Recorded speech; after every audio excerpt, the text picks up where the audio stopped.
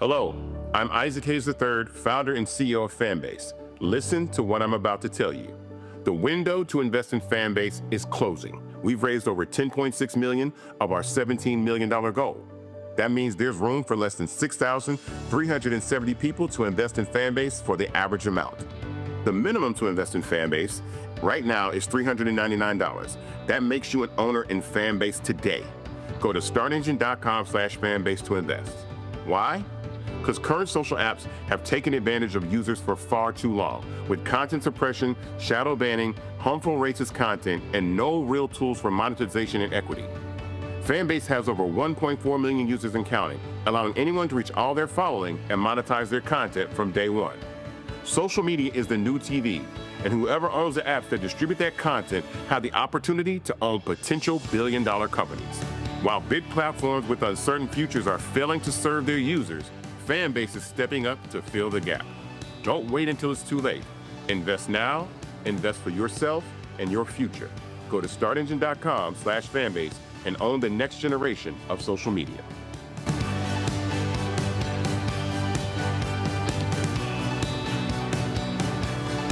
Folks, Black Star Network is here. Hold no punches! I'm real revolutionary right now. Black power. Support this man, Black media. He makes sure that our stories are told.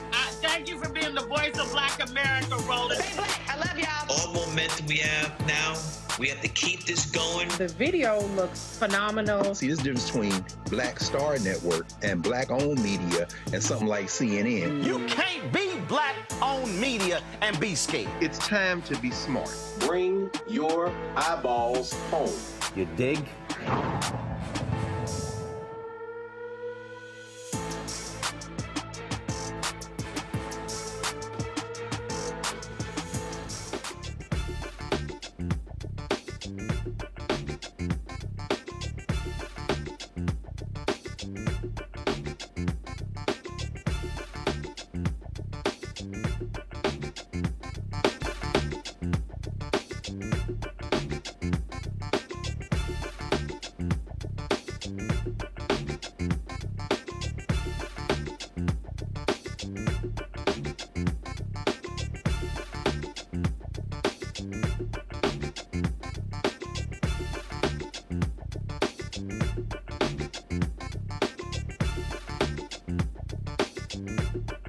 Today is Monday, June 30th, 2025. Coming up on Roland Martin Unfiltered, streaming live on the Black Star Network. Faith leaders from across the country join Bishop William Barber today for Moral Monday, D.C., a national movement uniting against what they call an immoral budget that Republicans are poised to support on Capitol Hill. We broadcast that event live. We'll show you some of what took place. A marathon vote continues in the United States Senate. Marathon discussion, actually, continues in the United States Senate over the massive Megabill. Trump calls a big, beautiful bill. Others call a big, ugly bill. We'll show you some of what the conversations were on the floor of the United States Senate. The vote should start around 1 a.m. Trump folks, they're going after sanctuary cities, specifically Los Angeles, alleging that it is obstructing immigration enforcement. They're suing them. Also, with less than 5 months before Miami's mayoral and city commission elections, well, the city commission voted to postpone the vote until 2026. Really? We also, of course, on verdict watch in the Sean Diddy Combs trial, plus R&B legend Calvin Yarbrough, one half of the iconic duo Yarbrough and Peoples, has passed away. Folks, it's time to bring the funk. I'm Roland Martin Unfiltered on the Black Star Network. Let's go. He's got it. Whatever the miss, he's on it. Whatever it is, he's got the scoop, the fact, the find. And when it breaks, he's right on time and it's rolling. Best believe he's knowing.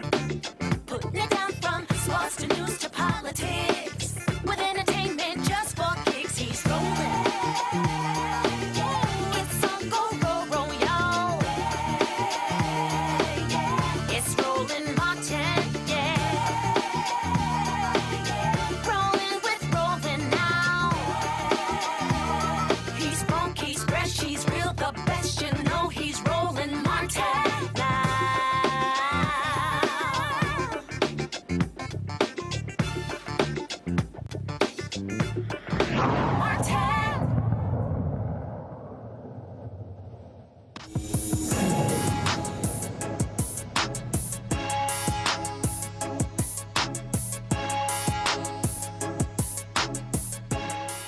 Folks, this morning in Washington, D.C., faith leaders from across the country marched to the Supreme Court and the Capitol for Immoral Monday.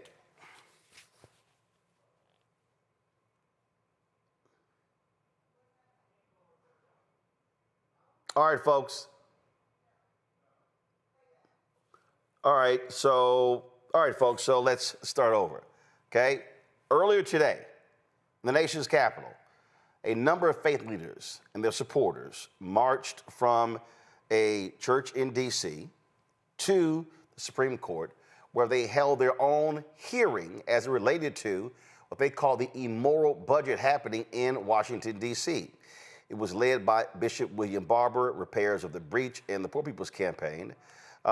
They have been blasting this budget that the House has passed, the Senate had an initial vote on, and final debate continues. And the movement calls on people of conscience to unite in sacred outrage and demand justice, truth, and transformative change. Volunteers, clergy, and concerned citizens are speaking out against all policies they deem immoral and deadly. Marchers arrived carrying symbolic coffins representing the lives they believe could be lost if the proposed federal big budget bill, which Trump calls it, others they call it a big ugly bill, if it is passed and signed into law. During today's event, they broke down the immoral budget, but not before Bishop Barber explained why they are protesting this bill. What we said, we don't come to get arrested, but we will arrest the attention of the nation. All right. Yeah. And this is a time that we all have to stand together. I want to be very straight and clear and move forward.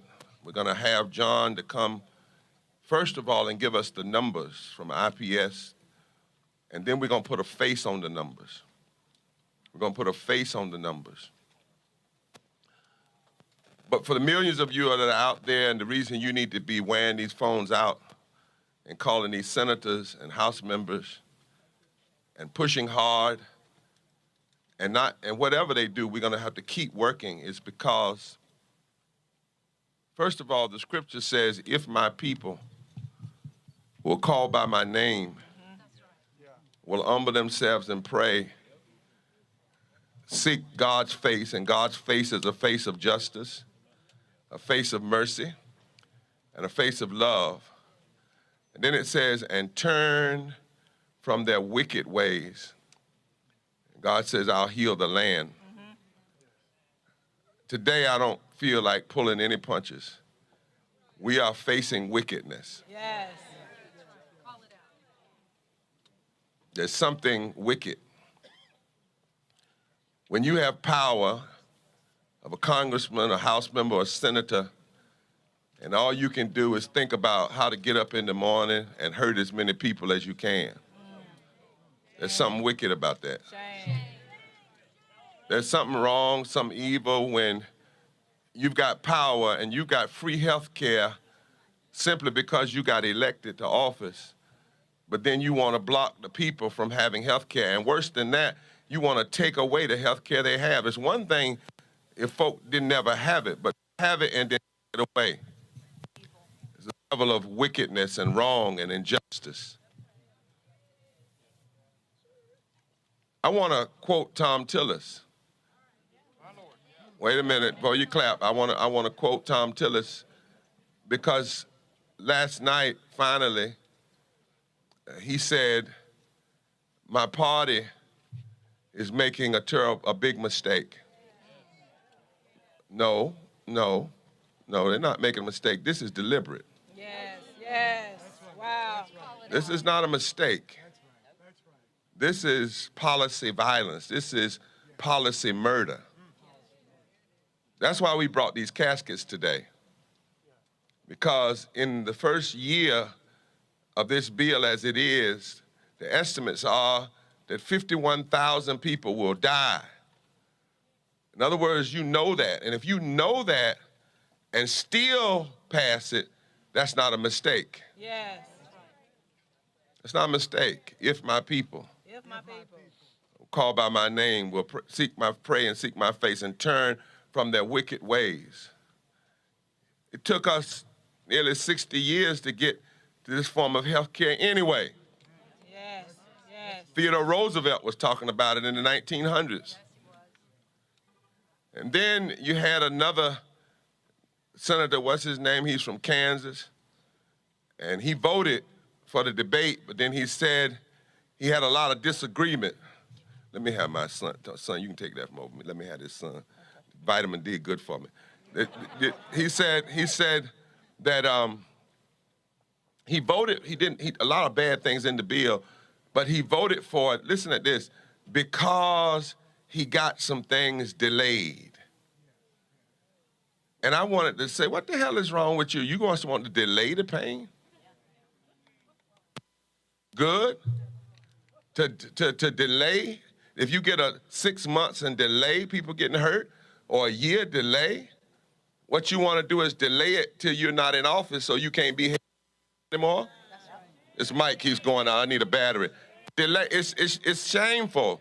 It's mean. It's unconstitutional. It's morally indefensible. The scriptures say it's wicked. Not just William Barber or the Moral Monday. The scriptures say that anytime, Mike, give me some more. Anytime persons will legislate evil, that's how the scriptures describe it, and make women and children pray, P-R-E-Y. And whenever you make somebody pray, P-R-E-Y, that means you're going after their life. Right. But the reason it's wicked, and come on, John, and evil and mean and bad is because it's all rooted in money and the love of money. And somebody knows that I heard somebody just say, the love of money is the root of all evil. And we're here today not just to protest what's wrong, but to demonstrate for what's right. We shouldn't be having a debate over how to take people's health care. We should be having a debate over how to give people more health care. That should be the issue. I don't need it. We should be debating that. And there's something wrong in this country where we are now. And it's not everybody. It's MAGA. It's Trump, it's Johnson. It's Hume. For the love of money, sometimes I want to ask, what does Trump have on y'all? Did he have some cameras on you or something in the hotel? What does he have on you that will make you go after and hurt this many people? And so, my brothers and sisters, that's why we stand, that's why we demonstrate, that's why we protest. And to the media, stop repeating, some of you aren't, but some of you, Trump's talking points. The reason he calls press conferences in the middle of the day is because anytime the news is talking about what's really going on, he'll call a press conference to distract. And stop calling his bill his name. It's not a big, beautiful, ugly bill. It's a big, ugly, damnable, dangerous, deadly, destructive bill.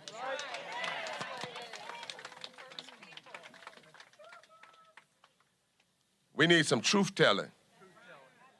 So John from IPS, come on and tell us some truth. And you know, at our rallies, we have the politicians to come to listen so that when they go back to the floor, they carry the people with them. And so, James, we thank you and others who've come to listen today. But here we go. John, tell us, first of all, the top 10 things that are bad about this bill, because it's more than just the Medicaid. And then talk to us about the deadliest part of what's going on, and then we're going to put a face on these numbers.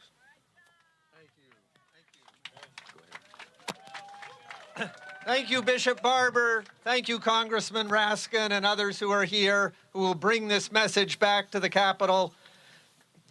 I'm John Cavanagh from the Institute for Policy Studies, and it's been an honor for us to work with Bishop Barber and Repairs of the Breach and the powerful moral groups assembled here this morning to expose to the American people the immoral budget moving through the U.S. Senate right now. This morning, we release a crucial update on our joint report, The High Moral Stakes of Budget Reconciliation, and we're also releasing new state-by-state data on how many people are projected to lose their Medicaid and SNAP through this budget. And our analysis concludes that Senator Bernie Sanders was correct last night on the Senate floor when he called the proposed budget the most dangerous piece of legislation in the modern history of this country. Our IPS and repairers research concludes that no single act of Congress has ever added more to the U.S. deficit and to the violent income and wealth inequality that threatens our democracy. That's right. So I'm going to say just a few cruel facts that the research shows. One, a health and hospital apocalypse. At least 16 million Americans would lose health insurance. That amounts to 14 poor and low-wealth people for every millionaire household that would receive a tax cut. Shame. Take the state of New Mexico, where over a third of the inhabitants, a total of 714,000 people, are on Medicaid, and over 117,000 people are projected to lose it. Shame. In New York State, over 1 million people are projected to lose Medicaid. And I ask you all to look at these documents. The figures are on the coffins. North, south, east, west, over 16 million people affected by this. Tell your congresspeople, tell your senators. Then research, and Bishop Barber just referred to this, from Yale and UPenn, have estimated that these cuts would result in more than 51,000 preventable deaths per year. That is 1,000 deaths for each of the coffins that are here today. And this is not just policy violence, it is policy murder. That's right. Yeah. What is it? Policy murder. Yeah. Two, on climate. As you know, storms, heat, and diseases related to climate change are killing tens of thousands and creating millions of climate refugees. Well, the Senate bill now includes more than $1 billion in new tax breaks and subsidies for the fossil fuel industry. Shame, on top of existing subsidies that will accelerate climate change while costing taxpayers an estimated $17 billion per year. This is policy murder. What is it? Policy murder. Three, hundreds of billions of dollars more for the war budget and the deportation budgets. That's right. This bill will add roughly $120 billion to the war budget, which eats up more than half of the total discretionary budget of this nation. And it adds roughly $150 billion to cruelly arrest, detain, and deport immigrants. Shame. These expenditures will enrich the CEOs of the military contractors and private prisons while killing thousands more in U.S. wars and inhumane detention facilities. This is policy murder. Policy murder. Policy murder. So I bring you to these documents. That's right. Use them. There's two of them up on the two new ones up on the repairers website, the IPS website, the state-by-state breakdown, going through each of the different areas in the budget. But we want to end, repairers, IPS, the rest of us, by saying that it is within our power as a nation to end this policy murder on the most vulnerable. Yes. By fairly taxing the wealthy and giant military and fossil fuel corporations, reducing our bloated military budget, and demilitarizing immigration policy, we could free up more than enough public funds to ensure that we can all survive and thrive. So today we urge you all, as you call your congresspeople, to join this moral fusion movement to force our elected officials to end this budget and to pass a moral budget. Thank you, John. And John, I want you to read at least 5 of the southern states, because down south, where 1/3 of all poor people live, these senators come up here and say that they're doing what's right, by their people, and they phrase this stuff in coded race language. But the people that's going to be killed, they won't be killed by race, they'll be killed by death and policy murder. But just share with us, like Texas and Georgia and North Carolina. I want y'all to hear these numbers. And South Carolina, Lindsey Graham is leading this. But what is Lindsey doing? What does he talk about the number of people? Okay, Georgia, 84,000 people expected to lose Medicaid, 440,000 expected to lose SNAP benefits. Moving down to South Carolina. Well, let's start first with, I told you, New Mexico. New Mexico has the highest percentage of people on Medicaid, on SNAP. South Carolina, 48,000 expected to lose Medicaid, 143,000 expected to lose SNAP benefits. Texas, 303,000 expected to lose Medicaid, 806,000 expected to lose SNAP benefits. And in the great state of West Virginia, it's not in the South, but it's represented here by Pam Garrison and others, 75,000 expected to lose Medicaid, 84,000 expected to lose SNAP benefits. This is policy murder. Policy murder. And you'll never hear us at Immoral Monday criticize people on their personal failings, personal failures, because everybody has those. But what we are here in the public square is to criticize those who are using their public office to destroy people's lives. We're here for life. Healthcare is life. Standing against war and violence is life. Fully funding public education is life. Living wages is life. We are not here as a coalition of death. That's what we see going on with this murder and killing, and we're sending, and not only every time they say we don't have the money, it's not a lie, it's a damn lie. That's what it really is.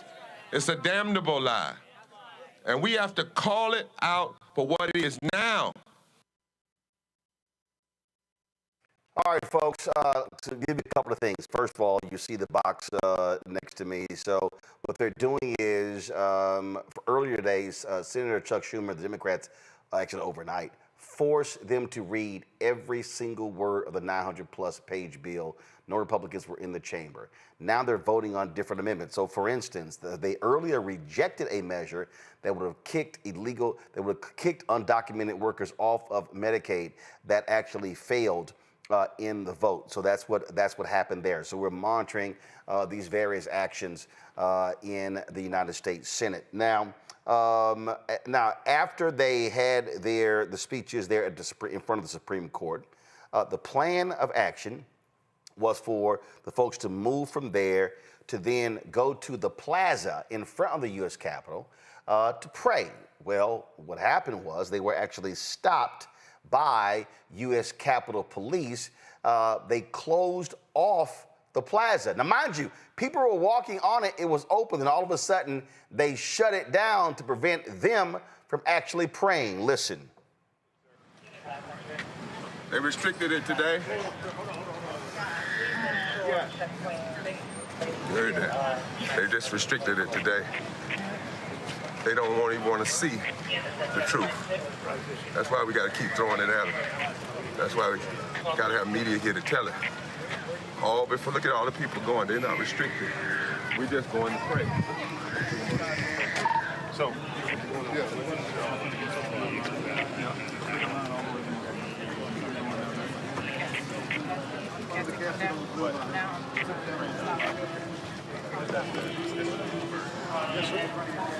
Before we're down to the back ranks. Back ranks, are we down? No, he said we couldn't. He just told me he couldn't. Where? This guy right here. Come talk to him. We would really prefer you proceed right here. That we could get to the second bike rack where see where the people are walking. The second bike rack? Yeah. You could, but correct. Yeah, this would be preferred. They can't see us. They can't. Folk in there. We want them to see us. They can see you, sir. If 2 people and then I'm going up there, you'll be all. It's gonna be all right. I'm sorry? If 2 people go up there, it'll be all right. I got you. Thank you, officer.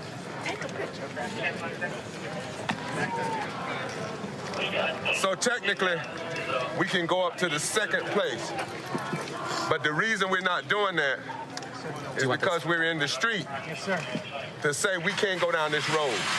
That's right. We cannot keep going down this road as a nation. So it's time to pray. I want to let you all begin praying from my right as we begin now. Go take it down. Yep. There we go.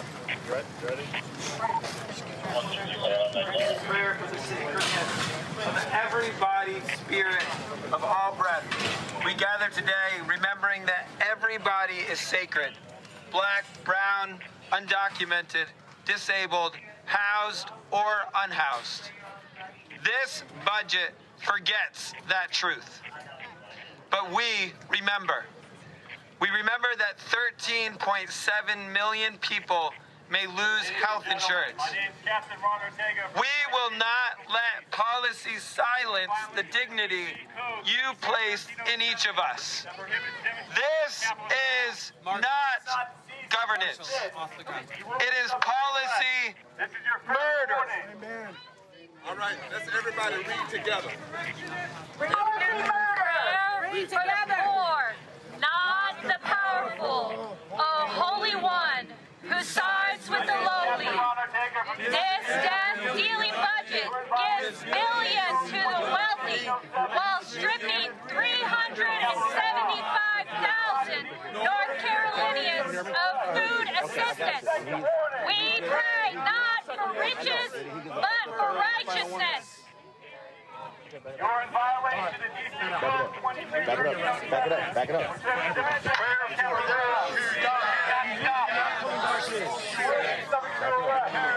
I need you not coming back in. I need y'all to stay behind me.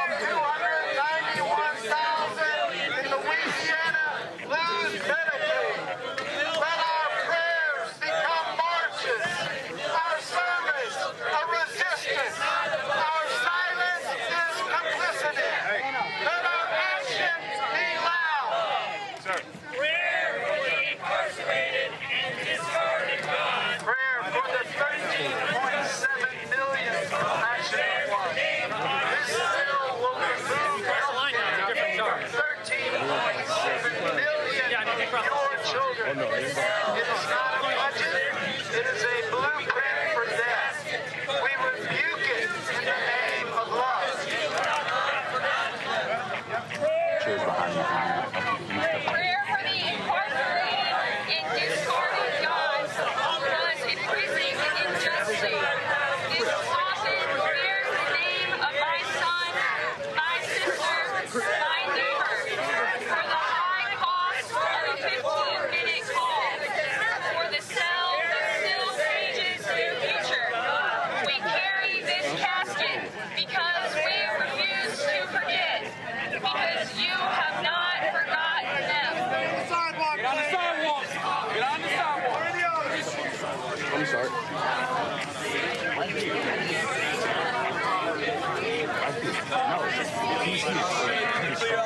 Everyone needs to get pushed back to the sidewalk. They told me to back up. We're gonna push them up on the sidewalk. I need y'all on the sidewalk. Take everything to the sidewalk. Y'all are gonna have to all scoot back, sir. Everyone needs to be on the sidewalk. Please, all the way on the sidewalk. Y'all are gonna have to push each other back. I need everyone, ma'am, I need you on the sidewalk. I need you on the sidewalk, please. Sir, please back up, please. The main thing is not taking this. You can't take this. It's dangerous. Stay on the sidewalk, please, sir.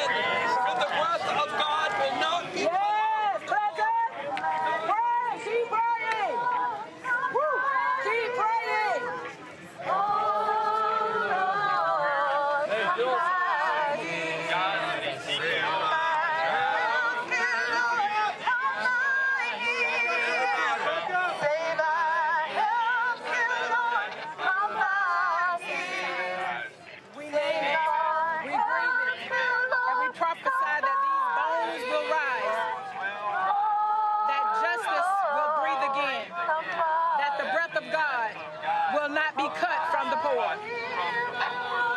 God of Rachel, who wept for her children, we who weep, we grieve that never should have been. Now, folks, while that was happening outside the U.S. Capitol, another group of folks from repairers of the breach actually went into the Capitol Rotunda to pray where, yep, they were also arrested. Yes, for praying.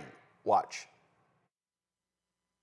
God, we are gathered beneath this dome of political power to pray that your mercy, which sustains us, will prevail to save us from an immoral budget that will destroy millions of lives.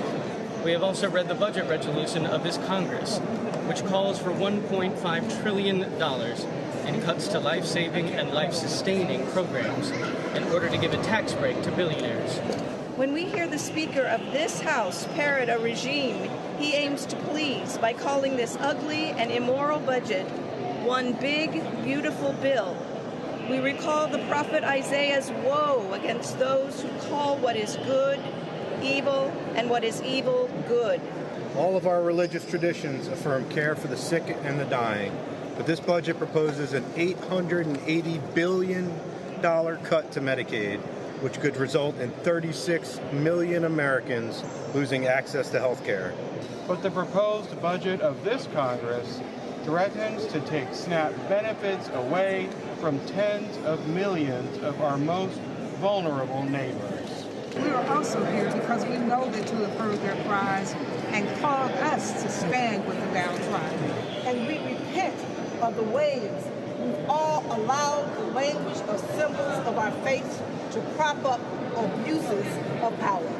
And we allow people to use your name and your sacred gifts to us as justification for a religious nationalism that has pitted us against one another. Order our steps, O Lord. Order our steps with your love, your truth, and your justice. You can soften the hearts of representatives who refuse to hear from their constituents. Deliver us, Lord, from the deceptive lie that says our nation will be better off if those who have little get less and those who have too much get more. Against the conspiracy and cruelty, we plead the power of your mercy. You're unlawfully demonstrating inside the Rotunda building. You need to leave now. You gotta leave right now. Which way? There we go. That way. Don't. Hey, guys. Gotta go. Man, go. Come out this way.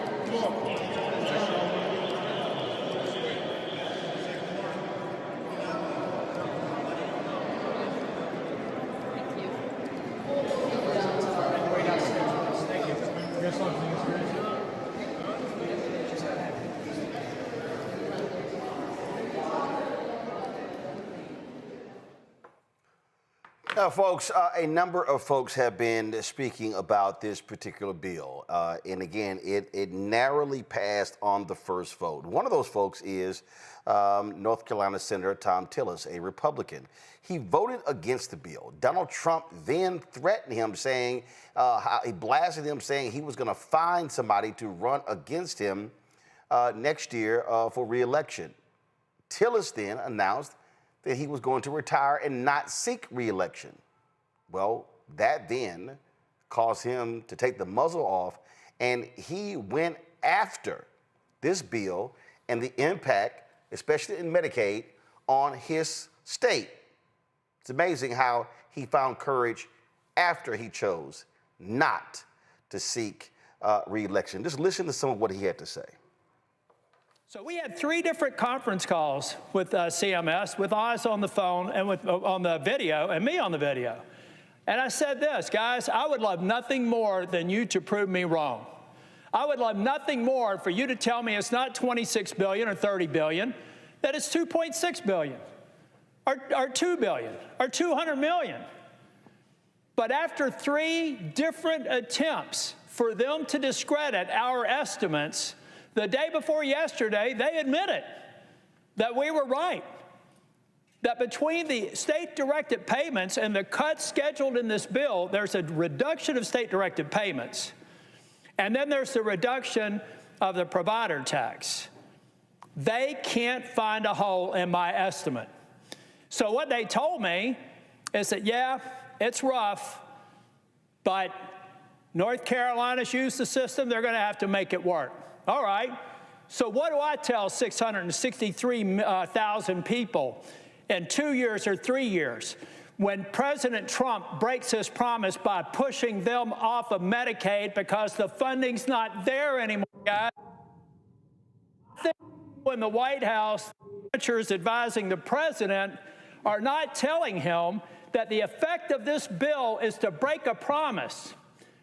And you know, the last time I saw a promise broken around health care, with respect to my friends on the other side of the aisle, it's when somebody said, if you like your health care, you can keep it. If you like your doctor, you can keep it. We found out that wasn't true. That made me the second Republican Speaker of the House since the Civil War, ladies and gentlemen, because we betrayed the promise to the American people. 2 years later, 3 years later, it actually made me a U.S. Senator, because in 2010, it had just been proposed. And just anticipation of what was going to happen was enough to have a sea change election that swept Republicans into the majority for the second time in 100 years. Now, Republicans are about to make a mistake on health care and betraying a promise. It is inescapable that this bill in its current form will betray the very promise that Donald J. Trump made in the Oval Office or in the cabinet room when I was there with finance, where he said we can go after waste, fraud, and abuse on any programs. Now, those amateurs that are advising him, not Dr. Oz, I'm talking about White House healthcare experts, refuse to tell him that those instructions that were to eliminate waste, fraud, and abuse all of a sudden eliminates a government program that's called the provider tax. We have morphed a legal construct that admittedly has been abused and should be eliminated into waste, fraud, and abuse. Money laundering. Read the code. Look at how long it's been there. I was Speaker of the House. I refused to do it. When I left North Carolina, I said, we're not going to do a provider tax. I left it at 2.5%. Now it's 6%. Mistake on the part of the leadership. And frankly, I know my friends are probably going to think I'm a little bit crazy here, but I actually passed a law that made it illegal to expand Medicaid. Why did I do that? Because I was convinced someday we would be here. And I would have rather found a way to get more people on Medicaid at the standard FMAP than having this 90-10 match and watching it disappear and taking away desperately needed health care. Wow. Courage. Boy, it would have been great if he said all of that before announcing his retirement. Now, after today's march, I got a chance to chat with Bishop William Barber to explain exactly why they are advocating in the way that they are. Watchers who don't understand what just happened here, they would not let y'all go into the plaza to pray. No. So we started out, we couldn't pray in the rotunda. So last week, they told us we couldn't pray even in the plaza. Now, they've had people pray in both places, but they weren't praying about injustice. They were praying about their own, MAGA. So this week, all of a sudden, all those fences went up. Right. And that had to come from the orders upstairs. Well, first of all, he was saying you couldn't go on, but there were people who literally were walking on the plaza all day, all morning. Right, it was restricted. But he said you can't go on it with your caskets. And if we went across the police line, there would be a different set of charges. And we're not going to let them set the people up like that. So we said, okay, what we're going to do is go in the street to say, we don't need to go down this road. But they are afraid of prayer and justice being hooked together. Because, we're not praying, we're protesting. Unless you are over there, MAGA right wing. Oh, yeah, you can pray and shout and run and have a dance if you want to. But you look at the number of people that testifies today, we had about 12 times more people this time than the last time. The count I got was we had over 1 million people cross-posting and out there. So we just got to keep the pressure up. And I say, no matter what happens to this bill, we got to keep people angry and focused and clear so we can mobilize all those folk when it comes time to get these folk out of office. That was a Fox News poll where almost 60% of people were against this bill. That's right. That's their poll. That's their poll. And so my thing is, you do this to 16 million people, that's 16 million people we can get to fight. And it is going to be a political fight. People have said different times elections are the most important. This election has got to be the most important because it says whether America will stand for this or whether we're not. What do you make of your home state senator getting some courage now that he's not running for re-election? Yeah, ain't that some strange courage? You get the courage, hold that down, when you're not running for re-election. I wish he had... All of a sudden, he's speaking truth. Yeah, I wish... Come around here. Reverend Barber about to sit down. Well, you know, it was partial truth because that's my car. It was partial truth. Yeah, it was partial truth because he wanted to go back to the House bill. But the truth, I want to see him. I wish he had stood and voted and got some of his other people. Right. I'm glad he did what he did, but why quit? Right. My thing is, what does Trump have on you? If it's that bad. It's like when Jeff Flake quit in Arizona. Yeah. When, I forgot the guy in Tennessee quit. They were all afraid to oppose him. All afraid. I mean, what does this man have on you? And so Tom Tillis was the one that passed the bad voting laws in North Carolina. Voter suppression bill. I'm glad that he spoke up, but I wish he would stay and fight and get some redemption for all the other stuff he's done. Because he's there until in 26. 26. So fight, man. But it's gonna be a ride in North Carolina next year. Yes, sir. And we're gonna see some new things happen. We'll be there. Thank you for coming, Bishop, Roland. I appreciate it. Thank you. Appreciate it. Folks, we had the opportunity to catch up with some folks who were at today's march to share their thoughts on why it was important for them to step out and protest. He was a man from, so let's go ahead and roll that. What brings you here today? Why was this important to you to come and protest? It was important to me because I felt like they're not giving a voice to the people to give us a chance to speak out against the big, beautiful bill, as it's called. I don't think that they're putting out all the facts. All the people that will be impacted will lose Medicaid and Medicare, lose access to SNAP, the extra eligibility and the hoops that they'll have to go through to receive those benefits. I don't think that they're giving out all the facts to the people. They're trying to make it sound like it is a big, beautiful bill, and it's really not. It's going to cause a lot of death and a lot more poverty, separate the wealth gap, or increase the wealth gap, and just give more tax benefits to the rich. If you don't mind me asking, is there any, with the Medicaid, Medicare tax being cut in the big, beautiful bill, is there, any story or anything you want to share with us that affects you or anyone that you know of, and even people that you've either met here in the protest or you personally? Absolutely. I have plenty of friends and family who are on Medicaid and Medicare. I know several people that are close to me that still depend upon WIC and food stamps and SNAP.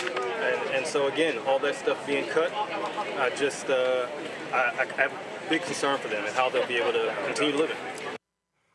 Folks, there's so much to unpack that is in this particular bill. It is an absolute giveaway to rich folks in corporate America. It screws low-income poor people. And all of these so-called evangelicals on the right, they are loving it. And it's really shameful. And so there's a furious effort on the part of Democrats to flip a couple of Republicans to vote against this and kill this bill. Joining us now, Dr. Ome Congo Dabinga, Senior Professorial Lecturer, School of International Service, American University, author of Lies About Black People, How to Combat Racism, out of D.C. Dr. Larry J. Walker, Associate Professor, University of Central Florida, out of Orlando. Michael Imhotep, host, African History Network show out of Detroit. Glad to have all three of you here. Larry, I'm going to start with you. The thing here is we saw what happened over the weekend. Deals were cut with people like Alaska Senator Lisa Murkowski that would do various carve-outs for her particular state. Well, the Senate parliamentarian overruled those, saying those cannot be used when it comes to reconciliation. For folks who don't understand the Senate rules, by reconciliation, they could pass it with a simple majority and it not require a 60-vote threshold. So that's why they're using the reconciliation way. So that's out of the window. So what are you going to do, Lisa Murkowski? Senator Susan Collins, she voted for this. Of course, we know Senator Tom Tillis voted against it. Senator Rand Paul voted against it. He was blasting it, saying it was going to massively raise the federal deficit, and that's what Republicans were always crowing about. So hypocrites abound. So it's interesting, Roland. This bill and debate has really reflected my time on Capitol Hill where Republicans were fiscal hawks, right? Remember all that talk over the last several decades about, being responsible stewards? So we know that the CBO, the Congressional Budget Office, has said that this bill will add over $3 trillion to the deficit. And obviously not even talking about the economic healthcare impact in terms of more than 11 million people being kicked off of the healthcare, whether it's through the Affordable Care Act and various other mechanisms. So this bill is going to have a tremendous, and not in a good way, impact on the U.S. economy, particularly the lives of everyday citizens. The other thing that we're not talking enough about, Roland, is the impact this is going to have on the ability for lower income, middle class kids going off to college. It lowers Pell Grants. It also makes it more difficult for people to take out student loans, plus loans. I believe it eliminates plus loans, et cetera, and doesn't give you a pathway to have your loans forgiven. This is going to impact in terms of individuals who are going to want to be dentists or physicians, et cetera.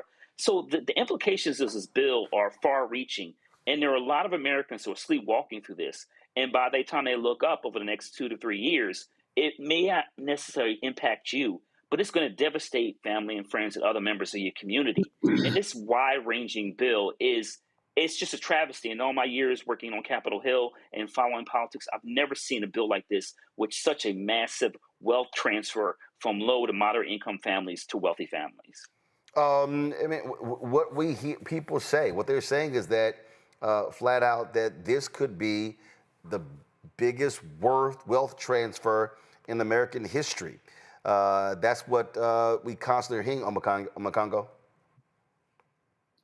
Yeah, and it's happening right in front of all of our faces. And the fact of the matter is, you spent this whole segment showing what Reverend Barber is doing, and others. We talk about this every day, and all of us here are damn near 24-hour consumers of news. We haven't seen this anywhere. A study came out today that showed, like on Fox News, the ratio of them on Fox, I'm sorry, because it's not news, the ratio of them mentioning Medicaid versus mentioning Biden is 10-1. They mention Biden more than they do Medicaid. So the people who are watching that, so many people out there don't even know about this bill, and some who know about the bill don't even know about Medicaid being in it. And so the messaging has been very problematic. Democrats have gotten a lot better on the messaging on this particular issue, but people need to be, these senators, these politicians, these Democrats, they need to be out there with Moral Mondays. They need to be out here, talking about this every day. They need to be bigging up this platform because when we're talking about this wealth transfer, I'm just tired of seeing so many issues in this country, and I know we'll talk more about them tonight, immigration and other stuff, of people not feeling like something's going to bother them because they feel like it doesn't affect them.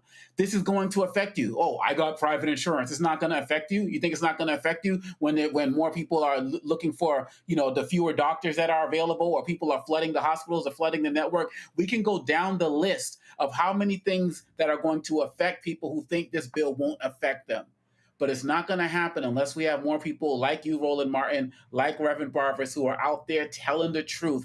And I applaud not only Reverend Barber, but all of the people of all backgrounds, religious, racial, cultural, gender, who are showing up with him and taking this message back to their communities. Because this is going to pass, Roland.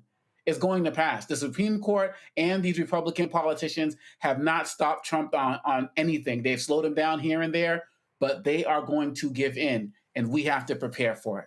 Michael, the Louisiana healthcare system is trying to let House Speaker Mike Johnson know this is an awful, awful bill. They dropped a statement. This is literally the entire Louisiana healthcare system. You see all of these logos here, where it says, on behalf of Louisiana's hospitals and largest healthcare systems, we come together as stewards of our community's health and well-being. Together, we are unified in our concern over the proposed cuts to Medicaid that are being debated in Congress. These cuts would be historic in their devastation and warrant our shared advocacy to protect our patients and the care we provide them at our hospitals and clinics. They lay out that the steep cuts will force consolidation of services, staffing reductions and closures, reducing healthcare access to everyone in our communities. Our rural communities will especially feel the impact as many of these hospitals are already in difficult financial situations and are likely to experience a significant reduction of services. The potential impact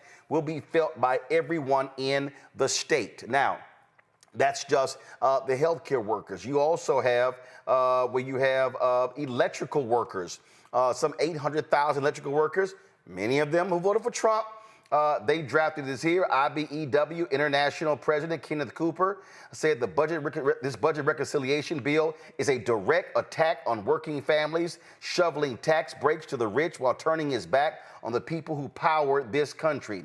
The IBEW strongly opposes any proposal that guts infrastructure investment, especially plans like this one that sacrifice existing economic development while providing no clear benefit to working Americans. At a time when we should be investing in energy independence at home, this bill forces our economy to rely on foreign adversaries while dramatically increasing energy bills for every household and draining local communities of the jobs they rely on. What they're talking about right here, all of those green economy, green jobs that are being slashed, they are gutting electric vehicles, tax breaks for solar, things along those lines. IBEW says, make no mistake, this bill will cause hundreds of thousands of good-paying construction jobs, billions of work hours, and hundreds of billions in lost wages and economic benefits to America's middle class. I'm sure a lot of those white electrical workers who voted for Trump are now kicking themselves in the butt, Michael. We tried to tell you. Absolutely, we tried to tell you, and the urban area, the rural areas are going to be hurt even more by this bill. Like Louisiana, okay, they voted for Trump, former Confederate state. When we look at Medicaid, for instance, the bill is estimated to cut $1 trillion from Medicaid by 2034. Okay. Now, it's also important to understand that there's about 72 million people in America on Medicaid. 20% of them are Black. Okay. 20% of them are African Americans. When we look at, you're going to have cuts to SNAP. Okay. SNAP food assistance. Also, as Reverend William Barber correctly stated, is estimated that 50,000 people are going to die per year because healthcare is going to be taken away from them. The CBO, the Congressional Budget Office, estimates that 11.8 million people will lose healthcare over, by 2034. So this is horrific. I call it the big ass ugly bill. Okay, this is horrific. This shows the consequences of elections. But the other thing is, Roland, so this is the fiscal year budget. Have you heard anything about stimulus checks that some Black people said they were voting for Trump for? I haven't heard anything about stimulus checks, because I saw interviews with idiotic Black people saying that they were voting for Trump again because they wanted stimulus checks. There's nothing in here about that. But what's in here is going to devastate the African American community, but devastate America as a whole. We tried to tell you. We did. Also, let me go at the building trade unions. They also have come out against this bill as well. North America's Building Trades Union. This is from Sean McGarvey. The revised Senate draft released late last night is a massive insult to the working men and women of North America's building trades unions and all construction workers. This is not what they voted for. If enacted, this stands to be the biggest job-killing bill in the history of this country. Simply put, it is the equivalent of terminating more than 1,000 Keystone XL pipeline projects. In some cases, it worsens the already harmful trajectory of the House-passed language, threatening an estimated 1.75 million construction jobs and over 3 billion work hours, which translates to $148 billion in lost annual wages and benefits. These are staggering and unfathomable job loss numbers, and the bill throws yet another lifeline and competitive advantage to China in the race for global energy dominance. Our 3 million members are ready, willing, and able to build this country into the world's undisputed energy superpower, but this bill takes their jobs away and undermines that mission. Well, guess what, Larry? said, this is not what we voted for. This is what you voted for. I don't know what the hell all these people keep saying. It is what you voted for. Now they are seeing the reality of what we kept saying and what was going to happen if Donald Trump got back into the Oval Office. Yeah, so people voted in November. They thought bad for you and not for me. Yep. But they weren't listening or either misinformed. But we all have to pay the toll now. Everyone's going to have to pay the toll. And you know, Roland, interesting about all this, we all talk about what the federal government has done in dramatically pulling back funding from various health indices in terms of research, et cetera. I don't think people realize we're not headed for a recession. We're headed for a depression in a couple of years, because what you have is literally, we're not even talking about all the federal workers that lost jobs, but you're talking about tens of thousands of jobs lost in healthcare, higher education, building trades, et cetera, over the next couple of years. You combine that with dismantling the social safety net, and you're talking about tremendous political, economic, social upheaval that people haven't seen in generations. We thought we had it bad during the Bush Jr. administration in terms of those hard economic times. It's going to be far worse. So we're beyond the time of this idea of Republicans being compassionate conservatives. Now it's each your own. And you're right about people who voted, particularly, like I said, the labor unions. The Biden administration saved pensions, and VP Harris was the deciding vote. And unfortunately, many of those individuals who benefited or had family members benefited didn't support her. And once again, in terms of working class labor unions, those well-paying jobs, those jobs are going to disappear. All this green energy jobs, all the infrastructure money that we got from the infrastructure bill to build roadways and highways, et cetera, that money is going to be gone. And then those jobs are going to be gone. People won't have access to health care. They won't be able to get important services in terms of Medicaid. That'll all disappear. So you combine that with a country who is dramatically increasing the funding for ICE, it'll make it literally the largest, in terms of what we do in terms of, policing in the country. It'll make it larger than FBI and some of these other entities we've known for decades. So you combine that with ICE and policing in neighborhoods, and we're seeing right now, that'll only increase. But the response to that will be concerning, as the violence that individuals will respond with when they see individuals in their community they don't have anything to eat.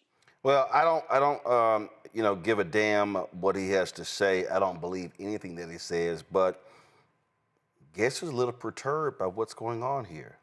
Oh my God, Elon Musk. So this is what he sent out earlier today. I got a kick out of this. Every member of Congress who campaigned on reducing government spending and then immediately voted for the biggest debt increase in history should hang their head in shame, and they will lose their primary next year if it is the last thing I do on this earth. Well, we tried to tell you too, Elon, and all your entire business is predicated on those clean energy, green bill, tax cuts, and they're all about to go bye-bye. So, Omekongo, FAFO 2025. FAFO 2025, 2026, 2027. And people need to be really clear. This man only cares about any parts of this bill that are going to affect Tesla and his other projects, period, bottom line. So when people are talking about, even Elon Musk is mad about the debt, like, we're not that stupid over here. We know exactly what he's about. And so I get a little bit annoyed when I see all of these Democrats quoting him, even saying things like, even Elon Musk. I'm agreeing with Elon Musk. The dude has always been shady with everything and only cares about himself. And that's why, but nobody wants to call him out the way we call him out here. And he's going to say something tomorrow or the next week. And then what is it going to be? Is he going to say, I'm going to start funding Democrats' campaigns? Are Democrats going to start taking his money? They're already pushing people aside like Jasmine Crockett and the like. So what the hell are they going to be doing next? I'm afraid about some of these shady alliances that are going to be made. But Elon Musk with the Democratic Party shouldn't be worth a grain of salt. And when he puts out these particular types of comments about, oh, I'm going to make sure people don't get reelected and so on and so forth, he's only going to put people in interest who are going to go there and make sure that his interests are protected, not the interests of the American people. This man has been part and parcel to the destruction of American society through his fake department and through Trump giving him access to pretty much everything. And he's part of our downfall as well. And he can't escape that smoke. This is a piece that was written in May, and it says the headline is 10 sneaky sleeper provisions in Trump's big, beautiful bill. It said yet more horrors are hidden in the fine print. And when they went into it, crippling courts. The bill will actually prohibit any funds from being used to carry out court orders holding executive branch officials in contempt. So they want to gut the power of the federal courts. Bonus for tax prep industry. Of course, they want to get rid of e-file and they want to whack e-file, which is available to taxpayers in 25 states because the tax prep industry hated losing billions of dollars.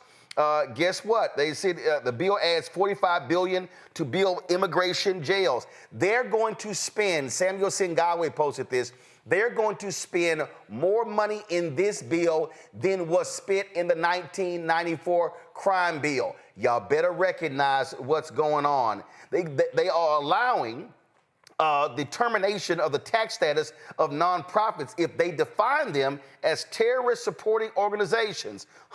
They're going to slap that on everybody. They're going to block states from regulating AI for a 10-year period. So what happened to states' rights? Gutting the estate tax, weakening the child tax credit, expanding school vouchers. Again, cuts to Affordable Care Act and support for gun silencers. So it's so much crap in this bill that it's just insane when you begin to break it down, Michael. And again, folk don't pay any attention and the numbers don't lie. So what should be happening, folks should be blowing up the phones of United States senators saying, you vote for this, especially those red state senators who are up for re-election. We're going to kick your ass at the ballot box next year. Absolutely. And, you know, I think it was the doctor he just talked about, Dr. Larry, mentioned the pension dollars, the Biden-Harris interjecting $36 billion to save pensions for UAW, for the UAW employees, auto worker employees. It was 350,000 auto employees had their pensions saved because of the Biden-Harris administration.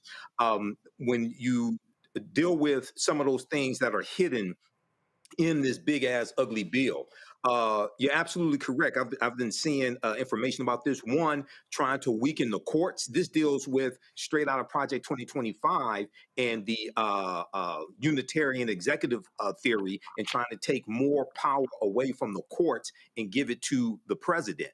And then also you talk about the $45 billion to build privatized prisons.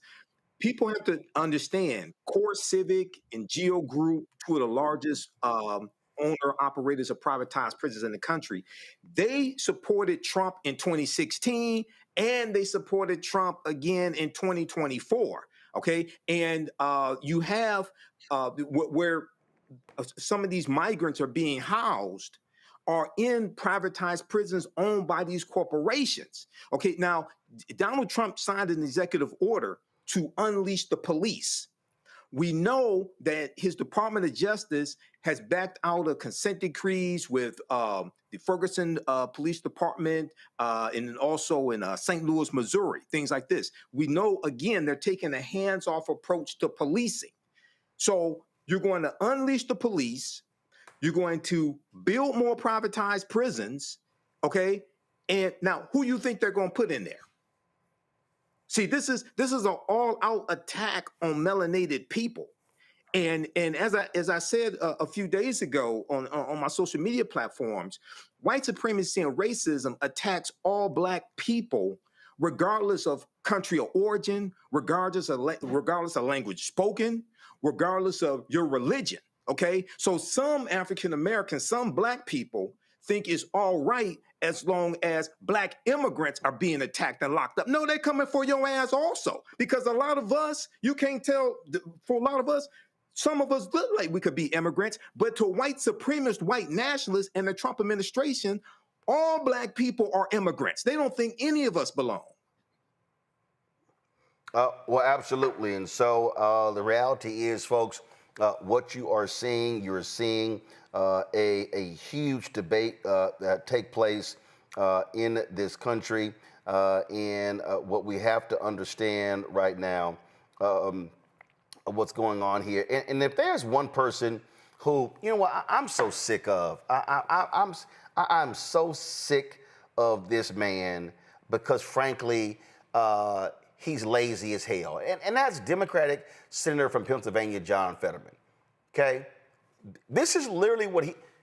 Let me explain to everybody. This man gets paid to be a United States Senator. He complained earlier this week that they basically dogged him out so much he had to come back and attend committee hearings and do votes that he felt were irrelevant. Now he's whining about what's happening right now with the debate going on. I want y'all to listen to this. Listen to this. Did you get any clues on the floor about what time this wrap? Oh my God! I just want to go home. I've missed our entire trip to the beach. My family's going to be back before we on that. So, and again, I'm going to vote no. There's no drama. You know, the votes are going to go. In fact, the only interesting votes are going to be on the margin, whether that's Collins or Johnson and those. But all the Democrats, we all know how that's going to go.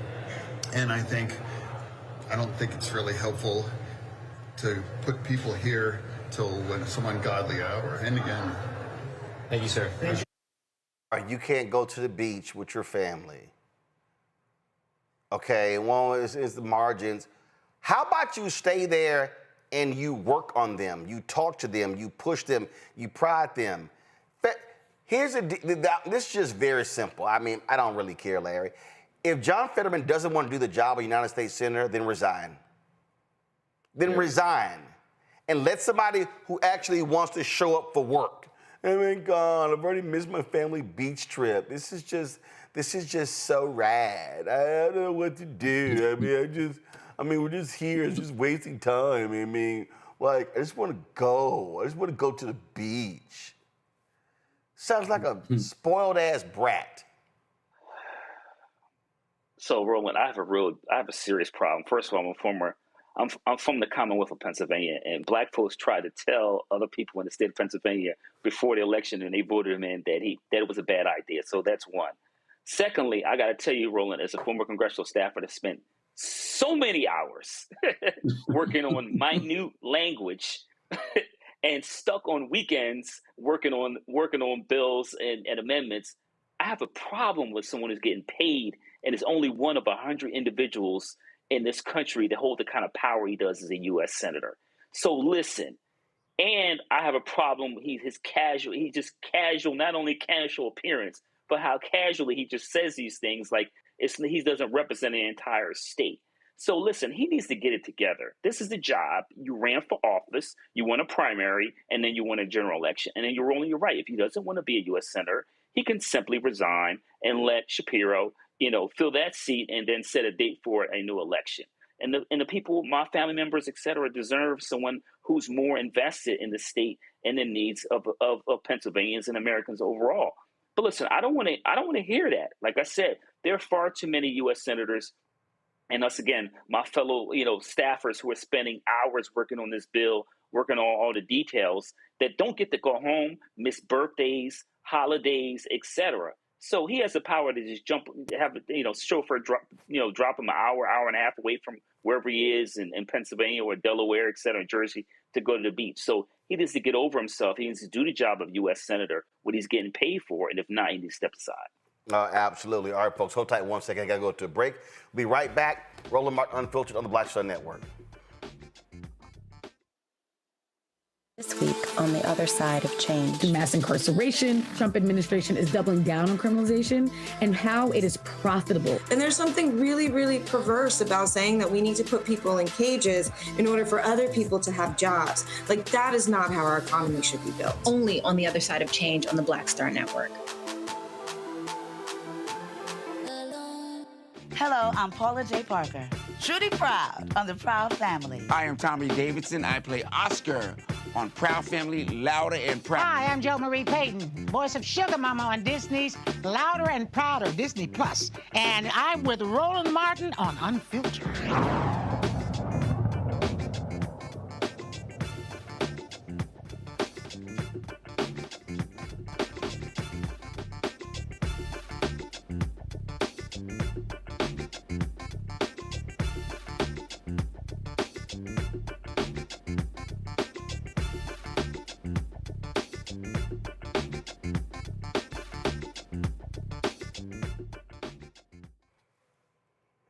Hashtag we try to tell you.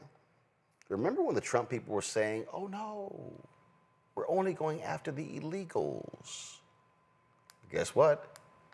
They now want to go after people who are already U.S. citizens. A new Justice Department memo reveals that federal attorneys have been instructed to prioritize denaturalization cases targeting naturalized citizens accused of offenses such as fraud, national security violations, or even errors on old immigration forms. Folks, we're talking up to 25 million Americans who were born abroad now facing the possibility of losing their citizenship and being deported to wherever. Now, these aren't criminal trials, which means there's no guarantee to a lawyer, and the government doesn't have to meet the same high burden of proof. Now, they're even, I think Carolyn Levitt even made this comment. They even are saying, well, you know what? Hey, I think, and we remember Andy Ogles, congressman from Arizona, that racist. Remember, he tweeted last week that the United States should go after Zoran Mamdani, of course, who was Democratic primary for New York City mayor, and take his citizenship. Hello? Did I not tell y'all in my book, White Fear, what was going on here? That the Great Replacement Theory and all this sort of, didn't I tell y'all what these people, y'all, this is the book. The cover of the book is a photo of a white man on January 6, 2021. And this is me saying, the caption is, all of this is ours. All of this is ours. They cannot stand black or brown people. That's what's going on here. And folks who have been sitting around, I think you're wrong. No, I'm telling y'all, if you want to think the worst of these people, do so. Because that's what they're doing. They are executing a playback that they made clear. And Michael, the leader, Stephen Miller, that virulent white nationalist who's driving this whole strategy. And Stephen Miller was in Trump's first administration. He's deputy chief of staff again. Stephen Miller he's the one who crafted the attack on the immigrants as well, cracking down on them. The report came out that in May, he told ICE that Homeland Security that they had to increase the number of people arrested to 3,000 per day, something crazy like this. Okay, and what African Americans have to understand is that they're coming for all of us. Okay, and unfortunately, many of us think that our proximity to white supremacy protects us from white supremacy. No, it does not. This is about the fear of the browning of America. And we see this increasing day after day. And then when you read the piece from The Guardian, this is intensifying it. Trump's Justice Department issues directive to strip naturalized Americans of citizenship for criminal offenses. This makes it easier to do this and deport them, send them to prisons to a third country as well. And what happens if you study Nazi Germany? Adolf Hitler and the Nazis, they targeted marginalized groups. They targeted the disabled people. They targeted LGBTQ. They targeted Afro-Germans. You go after small, marginalized groups first and test certain methods out. Then you expand that to other groups.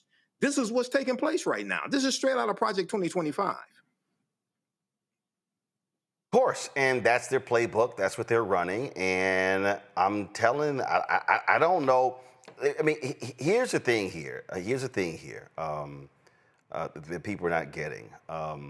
And Bill Moyers just died. Bill Moyers, of course, he worked for President Lyndon Baines Johnson, and he also was a reporter. And Larry, as a result of his work, we now have that quote from LBJ when he talked about the poor, and when he talked about the poor white men. And that quote is important because we're seeing it play out right now. We're seeing how these people think. We're seeing how their brains operate. And what LBJ said was, if you can convince the lowest white man he's better than the best colored man, he won't notice you're picking his pocket. Hell, give him somebody to look down on, and he'll empty his pockets for you. That is what Republicans are executing the strategy. They're executing that right now. And these folks in rural America, y'all about to get screwed. Yeah, reckoning is coming. And as it relates to that particular quote, you know, there's a lot of talk about Project 2025 written by the Heritage Foundation the last several months leading to election. People, the current president, among other people, denying, no, hey, I don't know what you're talking about. Look over here, like the Wizard of Oz, right? Look over here. Why, I distract you with something else that's going over here. And their pockets are about to be picked. You voted for your own destruction, which, is really consistent. We've seen over the last several, decades in terms of voting patterns, particularly for white males. So, but it's one of these situations, and my colleague talked about U.S. history, is that this country has a tendency not to learn from its own mistakes. So let me give you an example. We spend a lot of talk about the 14th Amendment. People forget about Japanese internment camps. And so when we talk about this issue related to denaturalizations and the essentially kind of erasure of minoritized groups, go to the idea that as long as white males in particular feel like they are, no matter your educational background, et cetera, that they have they are better off in some way than you are, then they're fine with that. But they missed the point of when Trump, in terms of how he's filed bankruptcy multiple times, he's not paid laborers in New Jersey and other states over a series of decades. He doesn't care about the average working person. And that's reflected in the policies you see in his reconciliation bill, which will devastate the middle class. If you're a member of the middle class, or particularly if you're from an underserved community, you can forget about it, because once again, this is robbing from the poor, given to the rich. And so many people, and particularly those in white, rural, underserved communities, are going to suffer along the rest of us. And by the time they look up and realize their SNAP benefits are taking, the hospitals are closed, it's going to be too late, because the Republicans are making it clear that this bill is going to, like my colleagues said, this bill is going to become law in some form or fashion. But the bottom line is, it's too late. The die is set, and now we all have to pay. See, so I want people to understand how the racists think. What did I just say about that LBJ comment? So you take Tommy Tuberville, United States Senator, dumbass former football coach, also, of course, now running for governor. So he goes on this right-wing show, this guy, Benny Johnson. And I want y'all to listen to what he says, but I I want y'all to listen to how the word inner city is being used. Inner city, listen to how it's being used. I wonder who Tommy's talking about when he uses this phrase. Listen. Yeah, I've spoken several times with Tom Holman, who is basically running the inner city ICE programs. And, he told me, he said he's been pushed at every corner when he goes to these big cities. I'm sure if you get a mayor like this that takes over, it'll even be worse. And that's when you can stop the federal funding. You can do anything. President Trump can do anything he wants when it comes to the federal. Again, these inner city rats, they live off the federal government. And that's one reason we're $37 trillion in debt. And it's time that we find these rats and we send them back home that are living off the American taxpayers that are working very hard every week to pay taxes.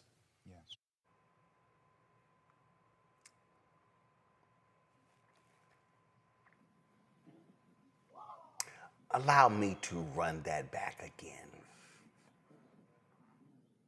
Yeah, I've spoken several times with Tom Holman, who is basically running the inner city ICE programs. And, he told me, he said he's been pushed at every corner when he goes to these big cities. I'm sure if you get a mayor like this that takes over, it'll even be worse. And that's when you can stop the federal funding. You can do anything. President Trump can do anything he wants when it comes to the federal. Again, these inner city rats, they live off the federal government. And that's one reason we're $37 trillion in debt. And it's time that we find these rats and we send them back home that are living off the American taxpayers that are working very hard every week to pay taxes.